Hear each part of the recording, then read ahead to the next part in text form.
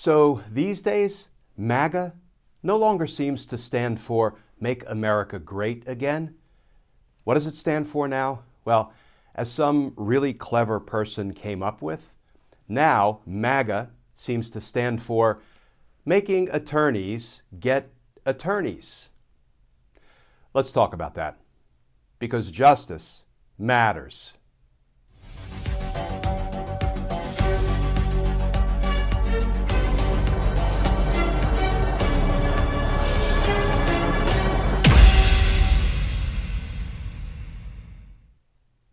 Hey all, Glenn Kirshner here.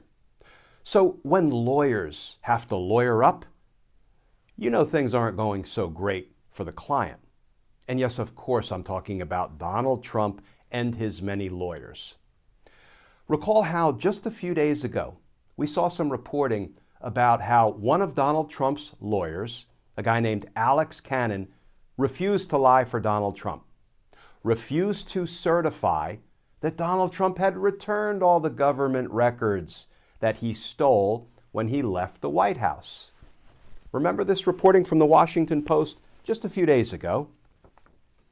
Trump's lawyer refused his request in February to say all documents returned. After initial return of 15 boxes, attorney Alex Cannon thought there might be more records at Mar-a-Lago. Well, now, one of Donald Trump's other lawyers, Christina Bobb, decided to exercise different discretion than Alex Cannon. She decided to go in a whole different direction, as NBC News just reported.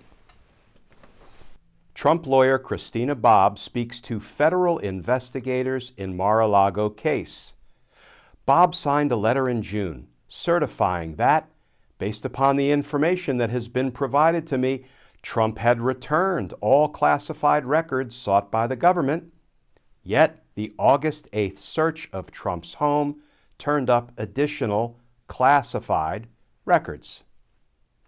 And that article begins, Christina Bobb, the attorney who signed the letter certifying that all sensitive records in former President Donald Trump's possession had been returned to the government, spoke to federal investigators Friday and named two other Trump attorneys involved with the case, according to three sources familiar with the matter. The certification statement, signed June 3rd by Bobb, indicated that Trump was in compliance with a May grand jury subpoena and no longer had possession of a host of documents with classified markings at his Mar-a-Lago club in Florida, according to the three sources who do not want to comment publicly because of the sensitive nature of the sprawling federal investigation. After Justice Department officials were given the statement, the FBI subsequently determined that the substance of the certification was untrue, and on August 8th, agents executed a search warrant and seized 103 more records with classification markings, court documents show. Bobb, who was Trump's custodian of records at the time, did not draft the statement, according to the three sources. Instead, Trump's lead lawyer in the case at the time, Evan Corcoran, drafted it and told her to sign it, Bobb told investigators, according to the sources. Before Bobb signed the document, she insisted that it be rewritten with a disclaimer that said she was certifying Trump had no more records based upon the information that has been provided to me, the sources said of what she told investigators. Bobb identified the person who gave her that information as Corcoran, the sources said. So friends, if you're scoring at home, -2 points to Christina Bobb for signing a certification that was objectively untrue, but +1 point to Bobb for insisting on a disclaimer that said, in substance, I have no idea if the certification is true or untrue.